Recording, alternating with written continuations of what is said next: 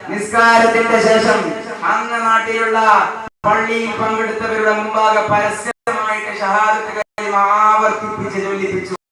കമ്മ്യൂണിസ്റ്റുകാരുടെ റാലിയിൽ പങ്കെടുത്ത കാരണത്താൽ എത്ര വലിയ ബോധമായിരിക്കണം അക്കാലക്കാർക്കുണ്ടായ ബോധം. അന്ന് ഇതുമാതിരിയുള്ള ഡിസ്കുകൾ അവതരിച്ചിരുന്നു, അന്ന് പ്രസിദ്ധീകരണങ്ങൾ ഉണ്ടായിരുന്നു, അന്ന് ഇങ്ങനെയുള്ള പ്രഭാഷണങ്ങൾ നടന്നിരുന്നു.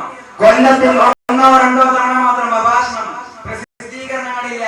ഉണ്ടെങ്കിൽ തന്നെ വായിക്കാൻ അവർക്ക് അറിയില്ലായിരുന്നു മിക്കവർക്കും. പക്ഷെ വലിയ ഒരു ബോധം ഉണ്ടായിരുന്നു. റാലിയിൽ പങ്കെടുത്ത കാരണത്താൽ ഷഹാദത്ത് കലിമ ആവർത്തിപ്പിച്ച് ചൊല്ലിപ്പിച്ച ആ ഒരു ബോധം, ആ ഒരു വലിയ ബോധം. അങ്ങനെയാണെങ്കിൽ ഇന്ന് ഷഹാദത്ത് കലിമ ആവർത്തിപ്പിച്ച് ചൊല്ലിക്കാൻ വേണ്ടി കടപ്പുറത്തെ വലിയ സമ്മേളനം വിളിച്ചു കൂട്ടേണ്ടി വരും. ആദ്യമായിട്ട് പല പ്രമുഖന്മാരെ വിളിച്ച് ഇങ്ങോട്ട് വേദിയിലേക്ക് ആനയിക്കേണ്ടി വരും. ചൊല്ലു ഷഹാദത്ത് കലിമ, എന്നിട്ട് പ്രവേശിക്കൂ ഈ ഒരു ചട്ടക്കൂട്ടിന്റെ ഉള്ളിലേക്ക് എന്ന്. ഞാൻ ആ ഭാഗത്തേക്ക് പറയുന്നില്ല. എന്റെ പ്രിയമുള്ളവരെ, അതേ വലിയ ബോധത്തിന്റെ ഉൽപ്പന്നമായിരുന്നു. ആ ബോധമാണ് പരമപ്രധാനപ്പെട്ട ബോധം. ആ ബോധമാണ് ഈ സമുദായത്തിന് കഴിഞ്ഞ കാലഘട്ടങ്ങളിൽ ഞാൻ നേരത്തെ പറഞ്ഞതുപോലെയുള്ള അഭിമാനങ്ങളും നേട്ടങ്ങളും സമ്പാദിച്ചു കൊടുത്തത്. അങ്ങനെയുള്ള കാര്യങ്ങൾ പറയുമ്പോൾ മുഖം തിരിക്കാൻ പാടില്ല. ആ മുഖം തിരിക്കുക എന്നുള്ളത് നമ്മുടെ ബോധതലങ്ങളെ കവർന്നെടുക്കുക എന്നുള്ളത് മറ്റുള്ളവരുടെ ഏറ്റവും പ്രധാനപ്പെട്ട ഒരു തന്ത്രമാണ്. ഗൾഫിൽ പോയ നമ്മുടെ കുടുംബക്കാർക്കും ജാഥന്മാർക്കും അറിയാൻ സാധിക്കും. ഗൾഫിൽ ഏറ്റവും പ്രധാനമുള്ള ചാനലുകളും ഏറ്റവും പ്രധാനമുള്ള അവിടെയുള്ള റേഡിയോ സ്റ്റേഷനുകളും ഇസ്രായേലിന്റെ ലിമിറ്റഡ് കോർപ്പറേറ്റ് കമ്പനികളുടെ വക പ്രക്ഷേപണം ചെയ്യുന്ന സംഗതികളാണ്. ഏറ്റവും ആൾക്കാർ വായിക്കുന്ന പത്രങ്ങൾ, അവർ കാണുന്ന മാധ്യമങ്ങൾ, അവർ പങ്കെടുക്കുന്ന മാധ്യമങ്ങൾ, അവർ ഇടപെടുന്ന മാധ്യമങ്ങൾ എല്ലാം ഇസ്രായേലിന്റെയോ ആ ലൈനിന്റെയോ ആണെന്ന് പറഞ്ഞതിന്റെ ഒരു വകഭേദം പോലെ നമ്മൾ മനസ്സിലാക്കേണ്ടതുണ്ട്. നമ്മളും അതിന്റെ ഏറ്റവും പ്രധാനപ്പെട്ട മാർക്കറ്റായിട്ട് മാറാൻ പാടില്ല. അല്പം കാലങ്ങൾക്ക് മുമ്പ് നാട്ടിലെങ്ങും പാട്ടായി എന്ന് പറഞ്ഞുകൊണ്ട് ഒരു ഏർപ്പാട് മുന്നോട്ട് വന്നപ്പോൾ അതിനെയും നാം കൈനീട്ടി സ്വീകരിക്കുക വഴി പിൽക്കാലത്ത് നമ്മൾ തിരിച്ചു വായിക്കേണ്ടി വന്നു. നാട്ടിലെങ്ങും പാട്ടല്ല ആയത്, നാട് മുഴുവനും വട്ടാണായത് എന്ന് തിരിച്ചു വായിക്കേണ്ടി വന്നു. അതിപ്പം അതിന്റെ ഒപ്പം തന്നെ മുന്നോട്ട് വെച്ച അവരുടെ വേറെ ഒരു ലോകയായിരുന്നു. കേൾക്കൂ കേൾക്കൂ, കേട്ടുകൊണ്ടേയിരിക്കൂ. ഇത് കേട്ട് അവസാനം എന്ത് സംഭവിച്ചു? പുതിയ തലമുറക്ക് കാര്യ ഗൗരവ ബോധം ഇല്ലാതായി പോയി. എല്ലാം തമാശയായി പോയി.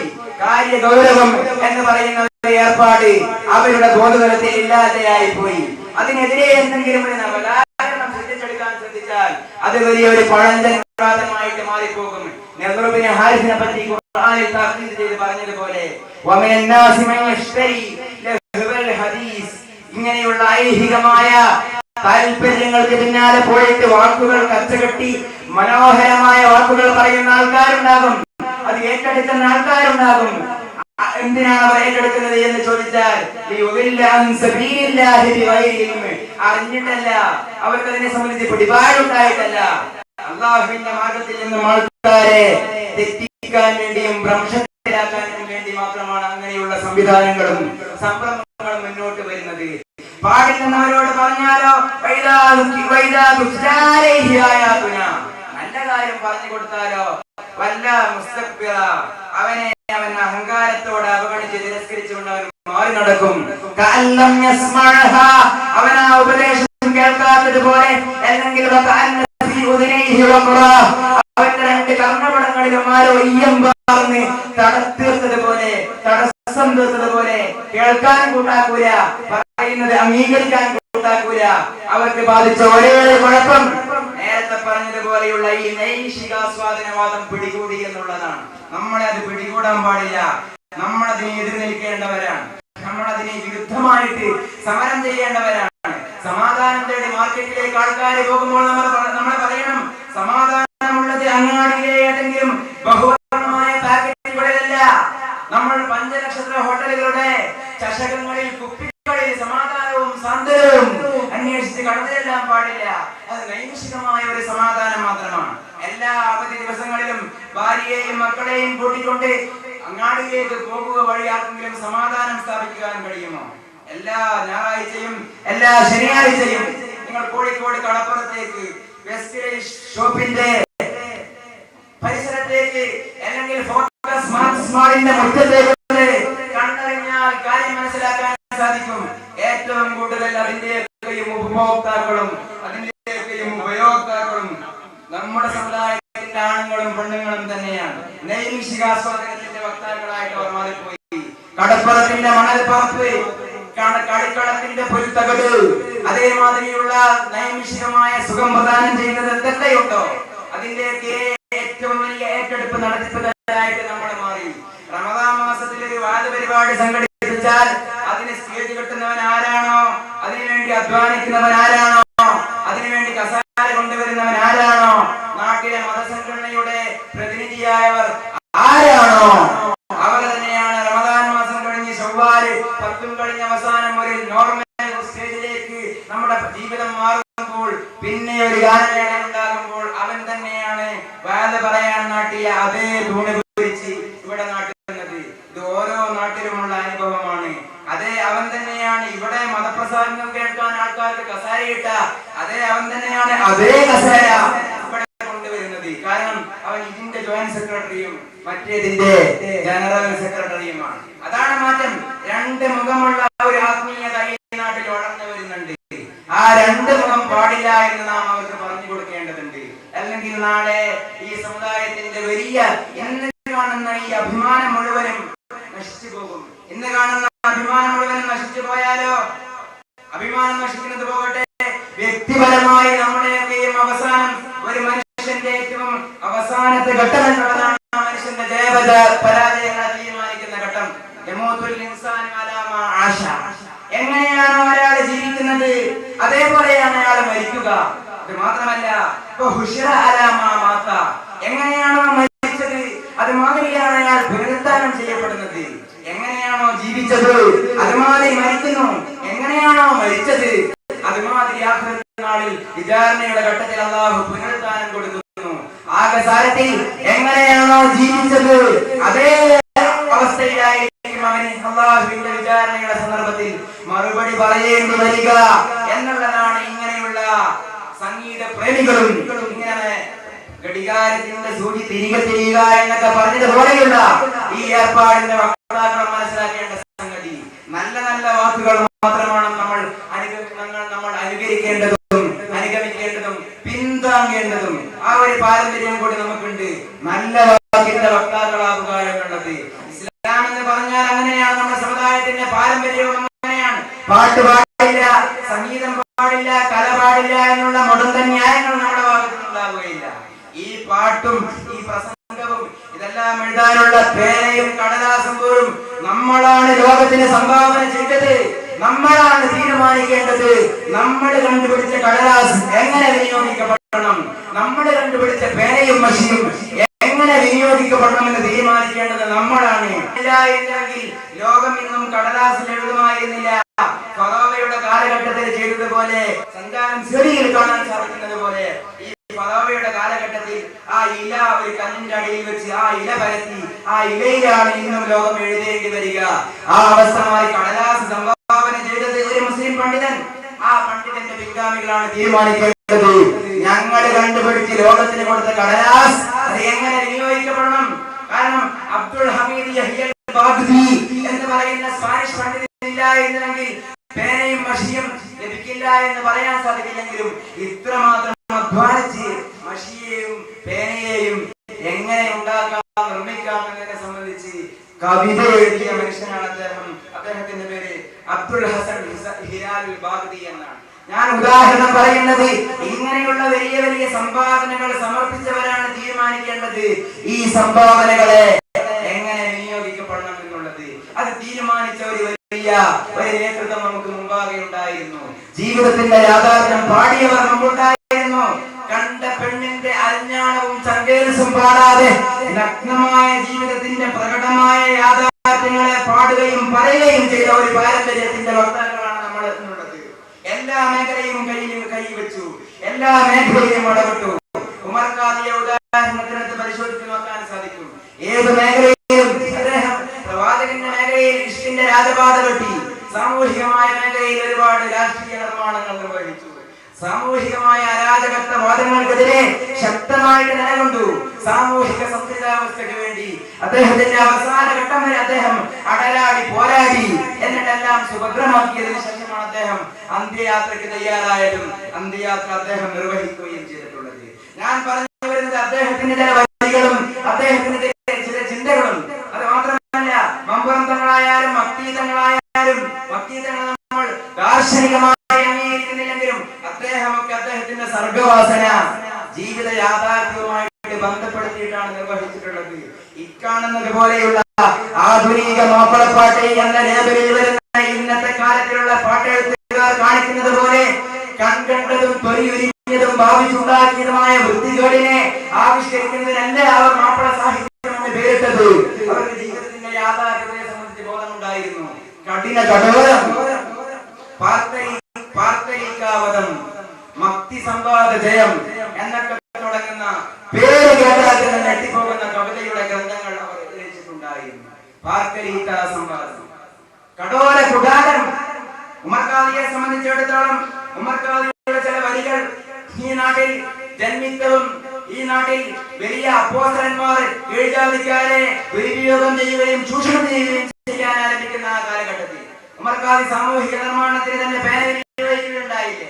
ഉമർ ഖാദി മദീനത്തിൽ ചെന്ന് ഇഷ്കിന്റെ ഗാനം ആലപിച്ച അതേ ഉമർ ഖാദി തന്നെയാണ് മലയാളക്കരയിലെ ഈ അസാമാർഗികമായ വൃത്തികേടുകൾക്കെതിരെയും പ്രതികരിച്ചുകൊണ്ട് ചോദിച്ചത്,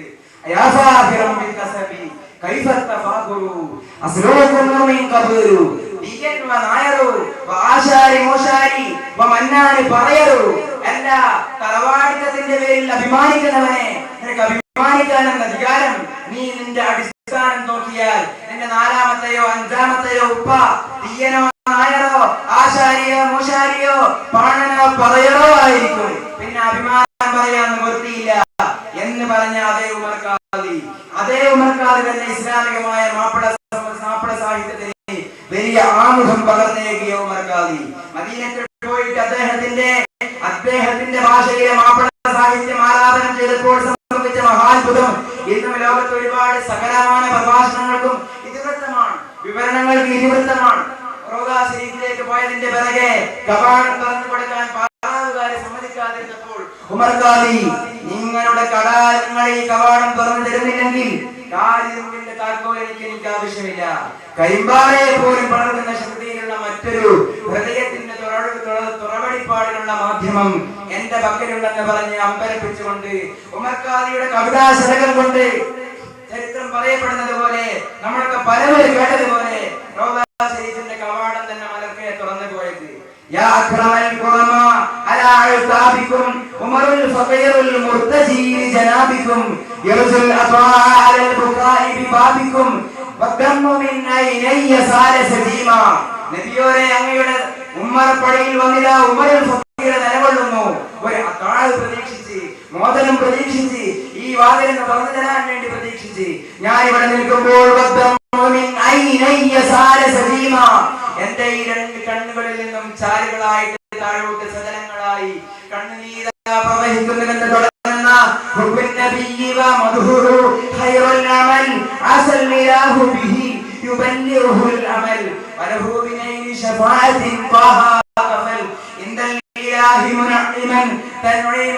മനോഹരമായ അദ്ദേഹത്തിന്റെ ആ രത്നഹാരം അദ്ദേഹം അവിടെ ചെന്ന് ആലാപനം ചെയ്തപ്പോൾ അവർക്ക് അത്ഭുതം കാണേണ്ടി വന്നു. പാറാവുകാർക്ക് എങ്ങനെയാണ് ഈ മനുഷ്യന്റെ സാധിക്കുന്നത്?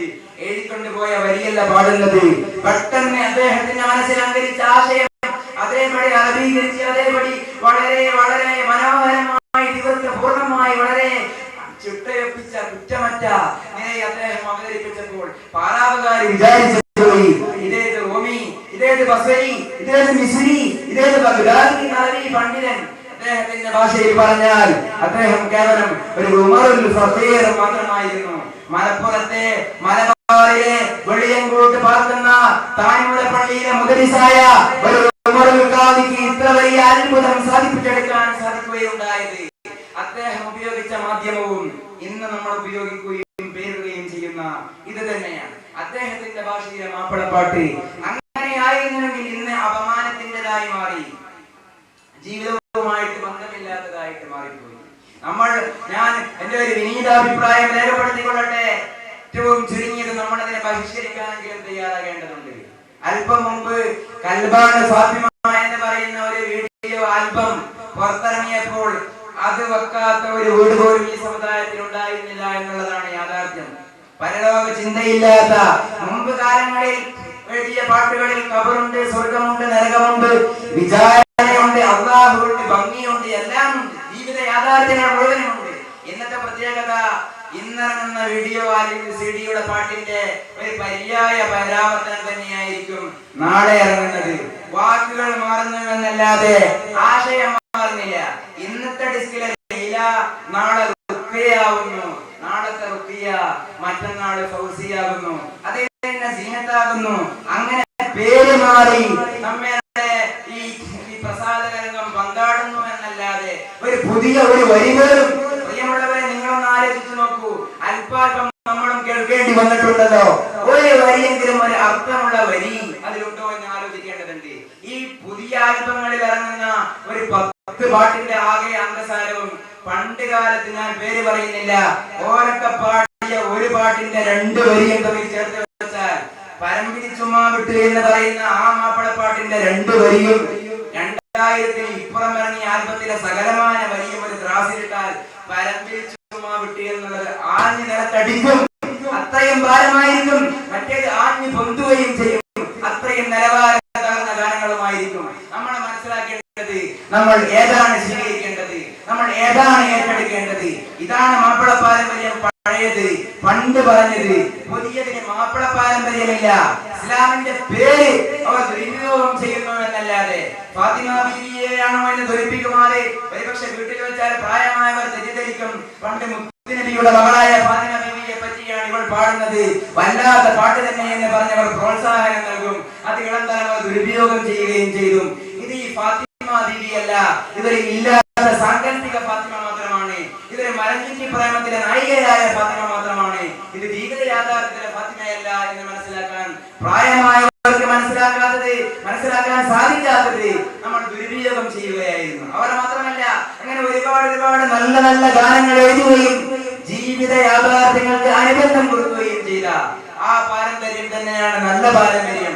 ആ പാരമ്പര്യം മാറി സാഹിത്യത്തെ നാം വളച്ചൊടിച്ചു. ഒരു ഉസ്താദ് ഒരുപാട് കാലം മദ്രസയിൽ അധ്യാപനം ചെയ്ത ഒരു ഉസ്താദ്, അദ്ദേഹം പ്രസംഗിക്കുന്നത് ഞാൻ അല്പം കേൾക്കാനിടയായി. ഒരുപാട് അദ്ദേഹം പ്രസംഗിച്ചു. അവസാനം സദസ്യരോട് അദ്ദേഹം നൽകിയ ഒരു നിർദ്ദേശം വല്ലാത്ത ഒരു നിർദ്ദേശം തന്നെയായിരുന്നു. അത് വലിയ വിവരവും കാര്യവും ഇല്ലാത്ത ഒരു നാടൻ അധ്യാപകൻ അദ്ദേഹം വളരെ സങ്കടത്തോടെയാണ് അവതരിപ്പിക്കുകയുണ്ടായത്. കുറെ കാലമായി ഞാൻ മദ്രസയിൽ പഠിപ്പിക്കുന്നു, ഒരുവിധം തലമുറയൊക്കെ എനിക്ക് പരിചയമുണ്ട്. പക്ഷേ അദ്ദേഹം സദസ്സിനോട് പറയുകയാണ്, നിങ്ങളുടെ കാര്യം ആലോചിക്കണം. നമ്മുടെയൊക്കെ നാടുകളിലുള്ള പുതിയ മദ്രസയിലെ ഹാജർ പട്ടിക നിങ്ങളൊന്ന് എടുത്ത് പരിശോധിച്ച് നോക്കണം. എന്നിട്ട് ആൺകുട്ടികളുടെ പേരും പെൺകുട്ടികളുടെ പേരും നിങ്ങളൊന്ന് വായിച്ചു നോക്കണം. എന്നാൽ നിങ്ങൾക്ക് മനസ്സിലാക്കാൻ സാധിക്കും ഈ സമുദായം തിരിയുന്നത് പടിഞ്ഞാറോട്ടോ അതല്ല കിഴക്കോട്ടോ എന്ന് നിങ്ങൾക്ക് മനസ്സിലാക്കാൻ സാധിക്കും. കാരണം ഈ ഹാജർ പട്ടിക എടുത്ത് പരിശോധിച്ച് നോക്കിയാൽ അതിൽ ഒരു മൂസയെ കാണാൻ കഴിയൂല, ഒരു ഇബ്രാഹിമിനെ കാണാൻ കഴിയൂല, ഒരു ഈസയെ കാണാൻ കഴിയൂല, ഒരു കേവലം മുത്തലക്കൻ മുഹമ്മദിനെ കാണാൻ കഴിയൂല. പഴയ പേരുകൾ ആൺകുട്ടികൾക്കില്ല. ഇനി പെൺകുട്ടികളുടെ പേരെടുത്ത് പരിശോധിച്ച് നോക്കിയാൽ അതിനെവിടെ ഹാജറ, അതിനെവിടെ ആസിയ, അതിനെവിടെ മറിയം, അതിനെവിടെ ആമിന, അതിനെവിടെ സഫിയ. പഴയ പേരുകൾ പോലും അന്യം പോയി. അതിനെ പോലും വംശനാശം നേരിട്ടുകൊണ്ടിരിക്കുന്നു. പിന്നെ നമ്മൾ എന്തിനാണ് സമുദായത്തിന്റെ പ്രവർത്തനങ്ങളെ പഴി പറയേണ്ടത്? ആദ്യം പേരെങ്കിലും നന്നാക്കാൻ നിങ്ങൾ തയ്യാറാവുക എന്നും പറഞ്ഞ് അദ്ദേഹം പറഞ്ഞ പ്രസംഗം അവസാനിപ്പിക്കുകയുണ്ടായി. ആ അദ്ദേഹം പള്ളിയിൽ വെച്ച് പ്രസംഗിച്ചത് ഈ ഒരു കാര്യം മാത്രം നിങ്ങൾ പറഞ്ഞാൽ മതി. നിങ്ങൾ പ്രവർത്തനങ്ങളെ നമുക്ക് പിന്നെ അപലപിക്കാം, പിന്നെ പഴി പറയാം. ആദ്യം ഈ പേരെങ്കിലും ഒന്ന് നന്നാക്കേണ്ടതുണ്ട്. നല്ല പേര് നല്ല ഒരു ലക്ഷണമാണ്. പുതിയ പേരുകൾ, അർത്ഥമില്ലാത്ത പേരുകൾ, അർത്ഥമുള്ള പേരുകൾ, ശകുനമുള്ള പേരുകൾ, കേൾക്കാൻ ഇമ്പമുള്ള പേരുകൾ, സമുദായത്തിന്റെ മാനത്തെ പിടിച്ച് തകർക്കുന്ന പേരുകൾ, അപമാനമാകുന്ന പേരുകൾ, സാംസ്കാരിക തലങ്ങളുമായിട്ട് ഇസ്ലാമിക പാരമ്പര്യവുമായിട്ട് നിരക്കാത്ത പേരുകൾ, അതൊക്കെ വലിയ ഫാഷനായിട്ട് കൊണ്ടു നടക്കുന്നവരോട് നമ്മൾ പറഞ്ഞു കൊടുക്കേണ്ടതുണ്ട്. നല്ല പേര് നല്ല ഒരു ലക്ഷണമാണ്. കുടുംബത്തിന്റെ അടുക്കളയിലേക്കാണ് ഈ സന്ദേശം ആദ്യം എത്തേണ്ടത്. അതൊക്കെ തന്നെയാണ് നമ്മുടെ ഈ സമൂഹത്തിന്റെ ഈ അപജയങ്ങൾക്ക് നമ്മൾക്ക് ഒരുപാട് പറയാനുള്ള നിർദ്ദേശങ്ങളിൽ പലതിലും ചിലത് ഈ പ്രസക്തമായ ഭാഗങ്ങൾ തന്നെയാണ്. ഇങ്ങനെയുള്ള സംഗതികൾ നമ്മൾ പൂർണ്ണമായിട്ട് അതിനെ അപ്പാട് അതിന്റെ മാർക്കറ്റായിട്ട് നമ്മൾ സ്വയം താണുപോകാൻ ഒരിക്കലും പാടില്ല. ഇതുമാതിരി ഒരുപാട് ഘടകങ്ങൾ സുഗതകുമാരി അത് അവരുടെ പ്രസംഗത്തിൽ പറഞ്ഞ ഒരു വാക്ക്, ഒരു പരാമർശം, ആ സുഗതകുമാരി കേരളത്തിൽ ജുവൈൻ ക്രൈംസുകൾ കുറക്കാൻ വേണ്ടി ഒരു സംഘടന രൂപീകരിക്കുന്നതിന്റെ ആലോചനയിലാണ്. ചെറുപ്പക്കാരായ കുട്ടികളായ ആൾക്കാർ കൂടുതൽ കുറ്റകൃത്യങ്ങളിലേക്ക് കേരളത്തിൽ പോകുന്നു. അതിനൊരു പരിഹാരം വേണം. അതിന് ഇളം തലമുറ, പാഠം തെറ്റുന്ന ഇളം തലമുറക്ക് ഒരു ഗൈഡ് കൊടുക്കാൻ വേണ്ടി, അവർക്കൊരു മാർഗദർശനം നൽകാൻ വേണ്ടി ഒരു സംഘടന ആവശ്യമാണെന്ന് അതിനെ സ്ഥിരീകരിക്കാൻ വേണ്ടി ഒരു പഠനം തന്നെ നടത്തുകയുണ്ടായത്രേ. എന്നിട്ട് അവർ 8000 കുട്ടികളോട്, 16 വയസ്സിന്റെ താഴെയുള്ള 8000 കുട്ടികളോട് ജീവിത വീക്ഷണങ്ങളെ സംബന്ധിച്ച് ചോദിച്ച കൂട്ടത്തിൽ, അവരുടെ കലാ താല്പര്യങ്ങളെ കുറിച്ച് ചോദിച്ച കൂട്ടത്തിൽ, അതേ 8000-ൽ 6000 കുട്ടികളും പറഞ്ഞത്, 16 വയസ്സിന് താഴെയുള്ള 6000 കുട്ടികളും പറഞ്ഞത്, 16 വയസ്സിന്റെ എത്രയോ മുമ്പ് തന്നെ ഞങ്ങൾ ഒരു വട്ടമല്ല പലവട്ടം ബ്ലൂ ഫിലിമുകൾ കാണാറുണ്ട്, കണ്ടിട്ടുണ്ട്, ഇന്നും ഞങ്ങൾ തുടരുന്നുണ്ട്. ഇങ്ങനെയുള്ള ഒരു സാഹചര്യമാണെങ്കിൽ എന്റെ സംഘടന തന്നെയല്ലേ കൂടുതൽ പ്രസക്തമായത് എന്ന് സുഗതകുമാരി വാർത്താ ലേഖകന്മാരോട് പറഞ്ഞത് നമ്മളും ഒന്ന് ആലോചിക്കേണ്ടതുണ്ട്, നമ്മളും അത് മനസ്സിലാക്കേണ്ടതുണ്ട്. മാനസികാവസ്ഥയ്ക്ക് വന്ന പരിവർത്തനം, ഇളം തലമുറയ്ക്ക് വന്ന പരിവർത്തനം, കൊലപാതകം കണ്ടാൽ നടുങ്ങാത്ത ഇളം തലമുറ, ചോര കണ്ടാൽ കുലുങ്ങാത്ത ഇളം തലമുറ. നമ്മൾ ചെറുപ്പത്തിൽ നാട്ടിൽ ഒരാൾ ആത്മഹത്യ ചെയ്തു എന്ന് കേട്ടാൽ അന്ന് പുറത്തിറങ്ങാൻ പേടിക്കുമായിരുന്നു. ആ വീട്ടിലേക്ക് പോകൂലെന്ന് മാത്രമല്ല, ഇന്ന് നാട്ടിൽ ആരോ തൂങ്ങിച്ചെത്തിട്ടുണ്ട്, ഇന്നാരോ വിഷം കുടിച്ച് മരിച്ചിട്ടുണ്ട്. എന്റെ സ്കൂളിൽ, യുപി സ്കൂളിൽ, അവിടെയുള്ള ഒരു പ്യൂണ് തൂങ്ങി മരിച്ചത് കാരണത്താൽ ഒരാഴ്ച സ്കൂൾ ലീവാക്കിയ ഒരാളാണ് ഞാൻ. അതൊരു ഈ അടുത്ത കാലത്ത് മാത്രം ഒരു പഴയ തലമുറ എന്ന് പറയാൻ പോലും സാധിക്കാത്ത വണ്ണം കാലം അടുത്ത ഒരു തലമുറയുടെ ലക്ഷണമായിരുന്നുവെങ്കിൽ ഇന്ന് ആകെ മാറി. ഒരു മരണമല്ല, ഒരുപാട് ആത്മഹത്യ കണ്ടാലും കുട്ടിക്ക് ഭീതിയല്ല ഉണ്ടാകുന്നത്, കുട്ടിക്ക് ത്രില്ലാണ് ഉണ്ടാകുന്നത്. ചോര കണ്ടാൽ ത്രില്ല്, ആക്ഷൻ കണ്ടാൽ ത്രില്ല്, കൊലപാതകം കണ്ടാൽ ത്രില്ല്. അതിൽ അടിയുണ്ടോ, അതിൽ ത്രില്ലുണ്ടോ, അതിൽ എങ്ങനെയാണ് അടി എന്ന് ചോദിക്കുന്ന പുതിയ തലമുറ. തൂങ്ങിച്ചെത്താൻ അത് കമ്പോളമാക്കുന്ന നമ്മുടെ മാധ്യമങ്ങൾ സംഭാവന ചെയ്ത ഏറ്റവും വൃത്തികെട്ടതും ഏറ്റവും അപകടകരവുമായ ഒരു ഉൽപ്പന്നം ഈ ഇളം തലമുറ എന്ന് പറയുന്ന ഈ സംഗതിയാണ്. നമ്മളത് ഗൗരവത്തോടെ കാണേണ്ടതുണ്ട്. നാളെ വളരുന്ന ഈ തലമുറ അവർ അങ്ങനെ ആകാനേ നിവൃത്തിയുള്ളൂ. ആദ്യം നമ്മൾ പറഞ്ഞതുപോലെ വരുന്നത് തന്നെ സിസേറിയൻ പ്രസവത്തിലൂടെയാണ്. വയറ് ചെറിയിട്ടാണ് പുറത്തേക്ക് വരുന്നത്. ആദ്യമായിട്ട് വലത്തെ ചുവട്ടില് ബാങ്കും ഇടത്തെ ചുവട്ടില് ഇഖാമത്ത് നല്ല കേൾക്കുന്നത്, പ്രസവിക്കുന്നത് ഹോസ്പിറ്റലിൽ വെച്ച്, എടുക്കുന്നത് നേഴ്സ്. എന്നിട്ട് അവസാനം ബില്ല് വരുമ്പോൾ ആ ബില്ലിന്റെ ലാസ്റ്റ് മരുന്നിന് ഇത്ര 1000 രൂപ, മരുന്നിന് 1000 രൂപ, ബാഡ്ജിന് 1000 രൂപ, വെട്ടിന് 1000 രൂപ, റൂമിന് അവസാനമായി കാണാൻ സാധിക്കും ബെസ്റ്റ് ഫ്രണ്ടിങ് 750 എന്ന് പറഞ്ഞാൽ നമ്മുടെ മുമ്പാകെ വന്ന് ചിളിക്കുന്ന, നമ്മുടെ മുമ്പാകെ വന്ന് പല്ലടിക്കുന്ന നേഴ്സുമാർക്ക് കൊടുക്കുന്ന കൂലിയുടെ പേരാണത് ബെസ്റ്റ് ഫ്രണ്ടിങ്. നല്ല ചങ്ങാത്തത്തിന് ഒരു 750 രൂപ. അവർ ചെയ്ത ചങ്ങാത്തം വലിയൊരു സാമുദായിക ദ്രോഹമാണ്. അവർ നമ്മുടെ പുതിയ തലമുറയിലെ പെൺകുട്ടികളെ കയ്യിലേക്ക് എടുക്കുകയും എന്നിട്ട് ഭാഗ്യനും ഇഖാമത്തിനുമുള്ള സാഹചര്യവും സമയവും അവർ ആസൂത്രിതമായിട്ട് അല്ലെങ്കിലും അവർ നഷ്ടപ്പെട്ടു പോവുകയും ചെയ്യുന്നു. എന്നിട്ടോ ഈ സിസേറിയൻ വഴി പുറത്തേക്ക് വരുന്ന കുട്ടി ആദ്യമായിട്ട് കാണുന്ന കണിക്കാഴ്ച തന്നെ കത്രികയാണ്, കണിക്കാഴ്ച തന്നെ കത്തിയാണ്. വയറ്റത്ത് വെച്ച് തന്നെയാണ് കാണുന്നത്, പുറം ലോകത്ത് വെച്ച് പോലുമല്ല.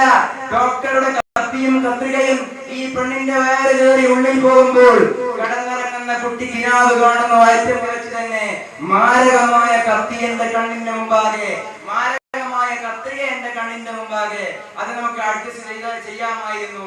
ഈ കടക്കയിലേക്ക് പെറ്റി വീണതിന്റെ ശേഷമായിരുന്നുവെങ്കിൽ അതിന് പോലും നമ്മൾ സമയം കൊടുക്കുന്നില്ല.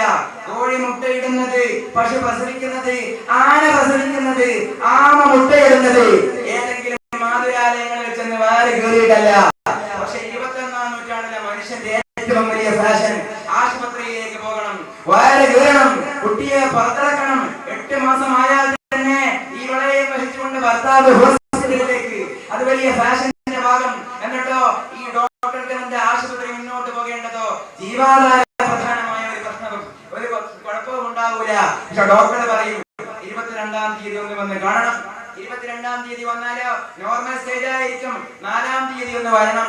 അല്ല, 4ാം തീയതി ഞാൻ ഉണ്ടാകൂല, 6ാം തീയതി വരണം. അതൊരു വലിയ തട്ടിപ്പാണ്. 14.50 നമ്മുടെ മാർക്കറ്റിംഗ് വില പല കുപ്പിക്കും ഈടാക്കുന്നത് പോലെ 15 രൂപ വാങ്ങുന്നില്ല. അതിന്റെ സീക്രട്ട് ഈ സത്യസന്ധമാണ് വിചാരിച്ചതുപോലെ ഡോക്ടർമാരുടെ മെഡിക്കൽ മാഫിയകളുടെ ഒന്നാം തരം തട്ടിപ്പിന് നമ്മളെ ഇരയാകുന്നു. 22-ാം തീയതി വരണം, 4-ാം തീയതി വരണം, 6-ാം തീയതി വരണം. 6-ാം തീയതി ഇവിടെ ഒന്നും മുടിഞ്ഞു വീഴാൻ പോകുന്നില്ല. 22-ാം തീയതി ആകുമ്പോഴേക്ക് കുട്ടി വായയിലൂടെ പുറത്തേക്ക് വരികയും വളർച്ച കൂടിയിട്ട് ആശുപത്രി നിലനിൽക്കാനുള്ള ഒരു തട്ടിപ്പ് മാത്രം നമ്മളെ ഇരയാകുന്നു. ഈ കത്തിയും കത്രികയും ആദ്യമായിട്ട് കണി കാണുന്ന കുട്ടിയാകട്ടെ പിന്നീട് അവൻ വളർന്ന് അവനൊരു കാര്യക്കാരനായി, അവനൊരു കളിക്കാരനായി, അവനൊരു കമ്മിറ്റിക്കാരനാകുമ്പോൾ പിന്നെ പറയുന്ന വാക്ക് മുഴുവനും കലാപത്തിൻ്റെത്, ഇടപെടുന്ന മുഴുവൻ മേഖലകളും കാര്യത്തിൻ്റെത്. രണ്ടാകാനല്ലാതെ ഒന്നാകാൻ അവനെ കൊണ്ട് കഴിയുന്നില്ല. പ്രിയമുള്ളവരെ, നമ്മളത് മനസ്സിലാക്കേണ്ടതുണ്ട്. അവന്റെ കണിയാണ് മോശമായത്, നമ്മളാണ് ആ കണി മോശമാക്കിയത്. ഈ സിസേറിയൻ പ്രസവം ഞാൻ ഇത് തന്നെ കേന്ദ്രീകരിക്കുന്നത് നമ്മുടെ സമുദായത്തിന്റെ ഒരു ഫാൾട്ടായിട്ട് ഡോക്ടർ ചൂണ്ടിക്കാട്ടിയ സംഗതിയാണല്ലോ അത്. പ്രവാസത്തിന്റെ മേഖലകളിൽ നാദാപുരം, കൊണ്ടോട്ടി ഏരിയകളിലുള്ള പെണ്ണുങ്ങൾ കൂടുതൽ ഇതിന് ഇരയാകുന്നു എന്നുള്ളത് നമ്മളാണ് അതിന് അവസരം വെച്ചു കൊടുത്തത്. നമ്മളാണ് ഇളം തലമുറയെ കൂടി അതിനുള്ള അങ്ങനെയുള്ള വൃത്തികേടിന്റെ മാർഗത്തിലേക്ക് നമ്മളാണ് കൊണ്ടുവന്നത്. സീസർ പഴയ കാലത്ത് പുറത്തിറക്കിയ സീസർ പാക്കറ്റിന്റെ മുകളിൽ കത്രികയുടെ ഒരു പിക്ചർ ഉല്ലേഖനം ചെയ്തിട്ടുണ്ടാകും. എന്നിട്ട് അത് മുറിക്കുന്ന ഒരു ഫോട്ടോ. കാരണം സീസർ എന്ന് പറഞ്ഞാൽ ഇംഗ്ലീഷിൽ ടു കട്ട് എന്നാണ്, മുറിച്ചു കളയുക എന്നാണ്. ഇത് മുറിച്ചു കളയാനുള്ള ഏർപ്പാടാണ്. ആദ്യമായിട്ട് ഇംഗ്ലീഷ് സാഹിത്യത്തിലെ നമ്മൾ നേരത്തെ പറഞ്ഞതുപോലെ ഷേക്സ്പിയറിന്റെ ഒരു നോവലിന്റെ പേരാണ് ജൂലിയസ് സീസർ. ആ ജൂലിയസ് സീസറിന്റെ പേര് കിട്ടിയത് റോമിലെ തലവിൽ ബോംബെ മഹാരാജാവിന്റെ കാലഘട്ടത്തിൽ സീസറിന്റെ മാതാവ് സീസറിനെ ഗർഭധാരണം ചെയ്ത കാലഘട്ടത്തിൽ അപകടത്തിൽ തെരുവിലൂടെ നടക്കുമ്പോൾ വഴുതി വീണ് വയറി പുറത്തു വന്ന ഒരു കുട്ടിയാണ്.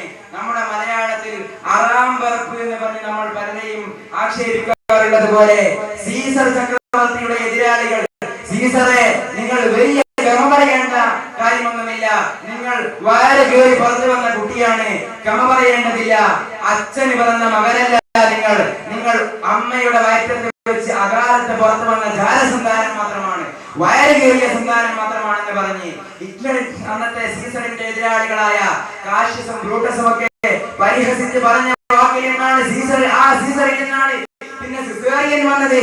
വയറ് കയറി കുട്ടി പുറത്തേക്ക് വരണം, അകാലത്തിൽ വരണം, മുറിച്ച് വരണം. അങ്ങനെ വരുന്ന കുട്ടി അത് സിസേറിയൻ പ്രസവമായി. സിസർ പാക്കറ്റിന്റെ മുകളിൽ കത്രികയുടെ ഫോട്ടോവും വന്നു. മുറിക്കേണ്ട സംഗതിയാണത്, കലാപത്തിന്റെ പ്രതീകമാണത്, അത് കാലുഷ്യത്തിന്റെ സിംബലാണത്. നമ്മളതിന്റെ ആൾക്കാരായി മാറി. പെണ്ണുങ്ങൾ കൂട്ടത്തോടെ കടന്നു ചെല്ലാൻ തുടങ്ങി. വലിയ മാനക്കാടല്ലേ പ്രിയമുള്ളവരെ, നമ്മുടെ മുൻ തലമുറയിൽ ഏതെങ്കിലും ഒരു പെണ്ണുങ്ങൾ ഏതെങ്കിലും ആശുപത്രിയിൽ വെച്ചിട്ടാണ് പ്രസവിച്ചത്. ഇന്ന് 30 വയസ്സായ സമുദായത്തിൽ ഏത് ആണിനോടും പെണ്ണിനോടും ചോദിച്ചു നോക്കൂ, ആശുപത്രിയിൽ വെച്ച് ഏതെങ്കിലും ഒരു പെണ്ണ് പ്രസവിച്ചതിന് നിങ്ങൾ കണ്ട സമൂഹത്തിൽ ഉദാഹരണമുണ്ടോ? കേട്ട സമൂഹത്തിൽ ഉദാഹരണങ്ങളുണ്ടോ? വായിച്ചറിഞ്ഞ സമൂഹത്തിൽ ഉദാഹരണങ്ങളുണ്ടോ? ഐതിഹ്യങ്ങളിൽ ഉദാഹരണമുണ്ടോ? ഒന്നിനും ഉദാഹരണമോ തെളിവോ ഉണ്ടാകൂല. ഇന്ന് ഇവിടെ 25 വയസ്സിന് കീഴെയുള്ള എന്നും പറയാൻ പാടില്ല. ഒരു 20 വയസ്സ് 23 വയസ്സിന് തോടെയുള്ളവർക്ക് മാത്രമാകണം ആ ഒരു ഭാഗ്യക്കേടിനും ഭാഗ്യദോഷത്തിനുമുള്ള ആ ഒരു ദുരവസരം നിമിത്തമായിട്ടുണ്ടാവുക. ബാക്കി മുഴുവനും വീടിന്റെ മൂലയിൽ, വീടിന്റെ മുറിയിൽ, ഏതോ ആൾ കാണാത്ത പായയിലും പുല്ലിലും മന്ത്രിയെയും ഒക്കെ പ്രസവിച്ചവരും പ്രസവിക്കപ്പെട്ടവരും അവരാണ് പിന്നെ വളർന്ന് വലിയ വലിയ ആളായത്. കാണുന്നതോ കത്രികയുടെയും കത്തിയുടെയും മുമ്പിലേക്ക് അവൻ പിറന്നു വീഴുമ്പോൾ പിന്നെ നാട്ടിൽ എങ്ങനെ സമാധാനം ഉണ്ടാകും? അതുകൊണ്ട് നമ്മുടെ ഈ സമാധാനത്തിന്റെ സന്ദേശത്തിന്റെ ആദ്യാവസാനത്തിന്റെ മുടക്കം ആ കാതുകളിൽ വെച്ചെന്നാണ് അലയടിക്കേണ്ടത്. സിസേറിയൻ പ്രസവത്തിന്റെ വക്താക്കളെ, ജീവിതാഡംബരത്തിന്റെ വക്താക്കളെ, ബ്ലഡ് പ്രഷറിന്റെ വക്താക്കളെ, കൊളസ്ട്രോളിന്റെ വക്താക്കളെ, അങ്ങനെയുള്ളതിന്റെ വക്താക്കളെ നിങ്ങളാണ് ആദ്യം മാറേണ്ടത്. നിങ്ങൾ ഈ സമുദായത്തെ പേരുദോഷത്തിന് ഇടയാക്കാൻ വരരുത്. നിങ്ങൾ ചാനലിൽ കാണുന്നത് പോലെ അനുകരിക്കാൻ വേണ്ടി വരരുത്. ബഹുമാനം നമ്മുടെ ചെറിയ തലമുറയെ സംബന്ധിച്ചുള്ള ചർച്ചയിലെ ഏറ്റവും പ്രധാനപ്പെട്ട ഒരു ഘടകവും അത് തന്നെയാണ്. ബഹുമാനം. പുതിയ തലമുറയുടെ ഒരു സമവാക്യം, എല്ലാ മുൻഗണനാക്രമങ്ങളും കീഴ്മേൽ മറിയുന്നു. ഇന്നിക്കാസുലൂറിന്റെ ഒരു വകഭേദം പോലെ ബഹുമാനം കൊടുക്കേണ്ടവർക്ക് ബഹുമാനം കൊടുക്കാനോ ആദരവ് കൊടുക്കേണ്ടവർക്ക് ആദരവ് കൊടുക്കാനോ സാധിക്കാതെ എല്ലാം കീഴ്മേൽ മറിയുന്നു. സൗന്ദര്യമുള്ളവർക്ക് ബഹുമാനം കൊടുക്കാൻ സിനിമ പഠിപ്പിക്കുന്നു, പണക്കാരന് ബഹുമാനം കൊടുക്കാൻ ചാനൽ പഠിപ്പിക്കുന്നു, അതുമാതിരി പ്രതാപമുള്ളവനെ ബഹുമാനിക്കാൻ സ്റ്റണ്ടുകൾ പഠിപ്പിക്കുന്നു, റൗഡിയെ ഹീറോ ആക്കാൻ സ്റ്റണ്ടുകൾ പഠിപ്പിക്കുന്നു, പ്രായമായവരെ ബഹുമാനിക്കാൻ ആദരിക്കാൻ ഒന്നും പഠിപ്പിക്കുന്നില്ല. അത് മുഴുവനും ഇത് പകർത്തുകയും ചെയ്തു. അതേപടി പകർത്തി എന്ന് പറഞ്ഞാൽ എത്ര ആത്മഹത്യകൾ, എത്ര സാമൂഹികമായ ദുരന്തങ്ങൾ അതിന് നമ്മുടെ ഇരയായി. ചേരാമ്പ്ര ബാങ്ക് കവർന്നടിച്ചത് ഒരു കൊല്ലം മുമ്പ് പ്രചോദകമായ ഒരു ഹിന്ദി സിനിമ ബാങ്ക് റോബറി എന്ന് പറയുന്ന ഇംഗ്ലീഷ് സിനിമയാണ് പ്രചോദകമായത്. ക്രൈയിങ് ബേബി എന്ന ബാല സിനിമയാണ് ഒരുപാട് ഉത്തരേന്ത്യൻ മേഖലകളിൽ ഒരുപാട് കവർച്ച ചെയ്ത് അവസാനം അലിഗഡ് യൂണിവേഴ്സിറ്റിയിൽ നിന്ന് പിടിക്കപ്പെട്ട ഒരു ബാലനെ പ്രേരിപ്പിച്ചത് ഒരു ബാല സിനിമയായിരുന്നു. ഞാനൊരു ഉദാഹരണം മാത്രം പറയുകയാണ്. അതിൽ കാണുന്നത് അതേപടി അനുകരിക്കുകയാണ്. ബന്ധങ്ങളുടെ മനഃശാസ്ത്രം എന്ന് പറയുന്ന ഒരു കൃതി ഒരുപക്ഷെ നമ്മുടെ ഈ ലൈബ്രറിയിൽ തന്നെ ഉണ്ടാകും. അതില് ഗ്രന്ഥകർത്താവ് പറയുന്ന ഒരു അനുഭവമുണ്ട്. അദ്ദേഹത്തിന്റെ അല്പം യൗവന കാലഘട്ടത്തിൽ ദൂരദർശനി സംപ്രേഷണം ചെയ്ത ഒരു പരിപാടിയായിരുന്നു രാമായണ പരിപാടി. എല്ലാ ഞായറാഴ്ചയും രാമായണം ഉണ്ടാകുമായിരുന്നു DD1-ൽ. അതിനുശേഷമാണ് കംസൻ വന്നത്.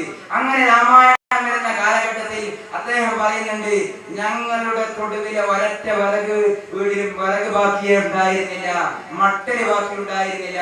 കാരണം അന്ന് കേബിൾ ചാനൽ ഇത്രത്തോളം വ്യാപിച്ചിട്ടില്ല. ഞായറാഴ്ചയാകാൻ കാത്തു നിൽക്കും, ടിവിക്ക് മുമ്പിലെത്തും. അതിൽ കൗരവരും പാണ്ഡവരുമുള്ള യുദ്ധമുണ്ടാകും. അർജുനൻ വില്ല് തൊടുന്നുണ്ടാകും, ഭീമൻ കഥ വീശുന്നുണ്ടാകും, കൃഷ്ണൻ അവതരിക്കുന്നുണ്ടാകും. അന്ന് നമ്മുടെ സമുദായത്തിലെ കുട്ടികൾ അതും കണ്ട് മടങ്ങി വന്ന് വീട്ടിലെത്തിയാൽ അടുക്കളയിൽ ഉമ്മ അടുപ്പിൽ തീകാൻ വെച്ച വിറക് വിതയാകുന്നു. താഴെ വിറക് പറയിൽ സൂക്ഷിച്ച ചെറിയ ചെറിയ കമ്പുകൾ അമ്പുകളായിട്ട് മാറുന്നു. എന്നിട്ട് വീട്ടിൽ പ്രായമായ ആണും പെണ്ണും തമ്മിൽ യുദ്ധം, അഭിനയ യുദ്ധം, കളിയുദ്ധം. അതിന്റെ ഒരു ദുരന്തം അദ്ദേഹം പറയുന്നുണ്ട്. അവസാനം അതിന്റെ ഏറ്റവും വലിയ ദുരന്തമായിട്ട് അദ്ദേഹം പറയുന്നത്, അദ്ദേഹം കണ്ണുകൊണ്ട് കണ്ട ഒരു കാഴ്ച അദ്ദേഹം വിവരിക്കുന്നത്, ഒരുപാട് ആൺകുട്ടികൾ ഒരു പെൺകുട്ടിയെ ചുറ്റിപ്പറ്റി വസ്ത്രങ്ങൾ ആക്ഷേപം ചെയ്ത് മാനഭംഗം പെടുത്താൻ ശ്രമിക്കുന്നു. ചെറിയ മക്കള് ചോദിച്ചു നോക്കുമ്പോൾ പറഞ്ഞത്, ഞങ്ങൾ പാഞ്ചാലി കളിക്കുകയാണ്.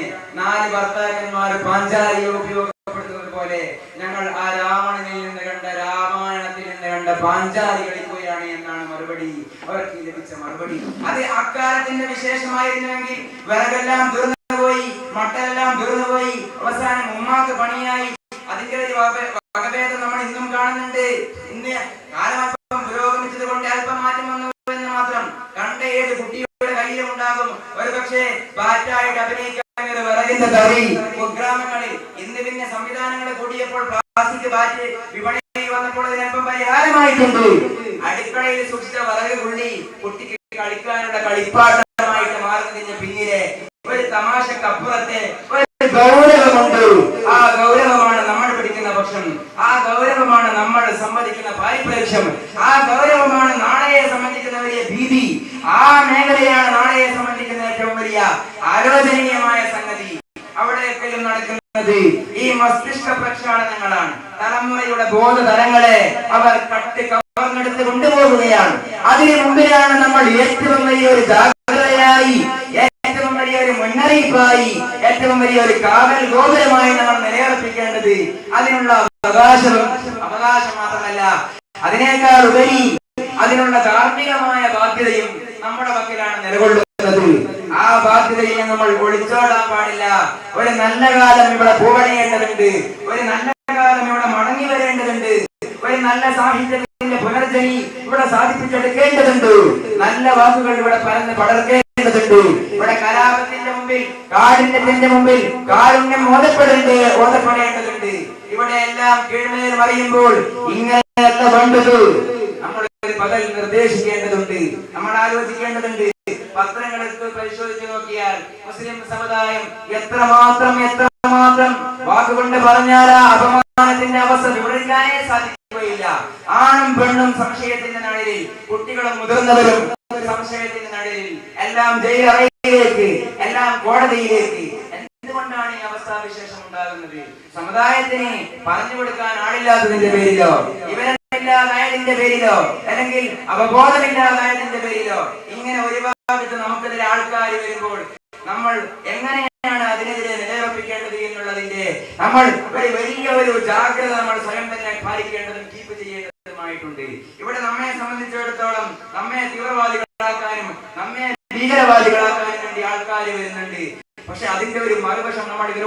കൊടുക്കണ്ടേ?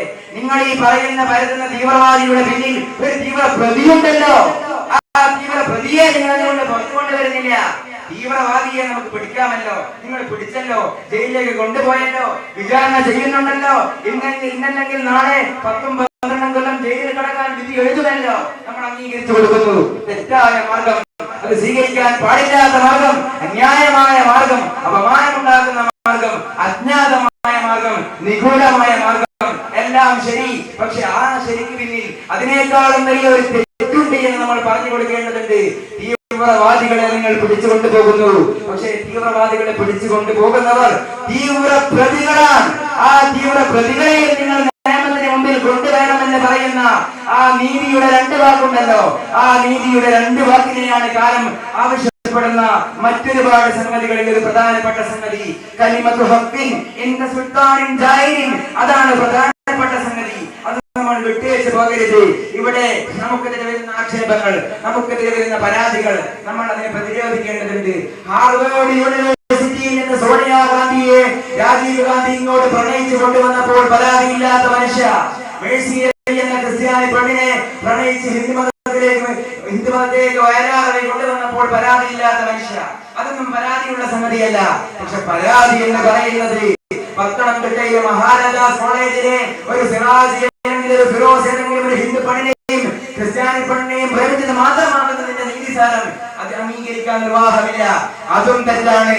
സോണിയാഗാന്ധിയെ രാജീവ് ഗാന്ധി കൊണ്ടുവന്നത് തെറ്റാണെങ്കിൽ, മേഴ്സി രവിയെ വയലാർ രവി കൊണ്ടുവന്നത് തെറ്റാണെങ്കിൽ, ഇത് തീവ്രവാദമാണെങ്കിൽ തീവ്രവാദം പാടില്ല, തീവ്ര പ്രതിത്വവും പാടില്ല. തീവ്ര പ്രതികളും പുറത്തു കൊണ്ടുവരപ്പെടണം, അവരെയും വിചാരണ ചെയ്യപ്പെടണം. അങ്ങനെയുള്ള എല്ലാ മുൻഗണനാ ക്രമങ്ങൾ താറുമാറായി എല്ലാം കീഴ്മേൽ മറിയുമ്പോൾ പ്രിയമുള്ളവരെ എങ്ങനെയാണ് ഉണർന്നിരിക്കാൻ, എങ്ങനെയാണ് ഉണർന്നിരിക്കാതിരിക്കാൻ, എങ്ങനെയാണ് ഉറങ്ങിക്കിടക്കാൻ നമുക്ക് സാധിക്കുക? നേരത്തെ പോലെയുള്ള ഒരു ക്രീഡപ്പിടിയോ ഒരുപാട് 33 ഇടപെടലുമായിട്ട് വികസിച്ച ഈ കാലഘട്ടത്തിൽ യാ അയ്യുഹൽ മുസമ്മിൽ ഖും ഫഅൻസിർ എന്നാണ് അന്നത്തെ ആഹ്വാനമെങ്കിൽ ഓടിപ്പറച്ച പ്രവാചക എഴുന്നേറ്റ് നിന്ന് താക്കീത് ചെയ്യൂ, സുവിശേഷം പറഞ്ഞു കൊടുക്കൂ, നേർമാർഗം വെട്ടി തെളിച്ചു കൊടുക്കൂ, സന്മാർഗത്തിലേക്ക് ആൾക്കാരെ കൊണ്ടുവരൂ എന്ന് അദ്ദേഹം തന്നെ അന്നത്തെ ആ ആഹ്വാനത്തിന്റെ അലയൊലി ഇന്നും ഇവിടെ മുഴങ്ങുന്നുണ്ട്. ഒരിക്കലും നമ്മൾ ആലസ്യത്തിന്റെ മൂന്ന് പടത്തിൽ കടന്നിറങ്ങാൻ പാടില്ല. അപ്പോൾ നമ്മൾ ഈ അപഭ്രംശങ്ങളെ അംഗീകരിക്കരുത്.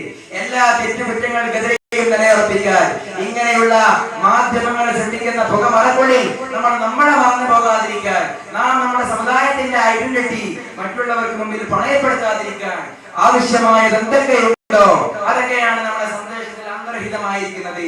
പത്രക്കാര് പറയുന്നത് മുഴുവൻ വിശ്വസിക്കരുത്. മഞ്ഞ അവർ മലയാക്കും, മലയാവർ മഞ്ഞാക്കും. പത്രക്കാരെന്ന് പറഞ്ഞാൽ ഒരു ക്ലാസ് മുറിയെ പോലെയാണ്. ഒന്നാമത്തെ ബെഞ്ചിൽ നല്ലോണം പഠിക്കുന്ന കുട്ടികളാണ് ഇരിക്കുന്നത്, രണ്ടാമത്തെ ബെഞ്ചിൽ പഠിക്കൂല, പക്ഷേ വെറുതെ എന്തെങ്കിലും ബഹളങ്ങൾ ഉണ്ടാക്കി ടീച്ചറോട് സംശയം ചോദിച്ച് ക്ലാസ് തടസ്സപ്പെടുത്തുന്നവരാണ് ഇരിക്കുക.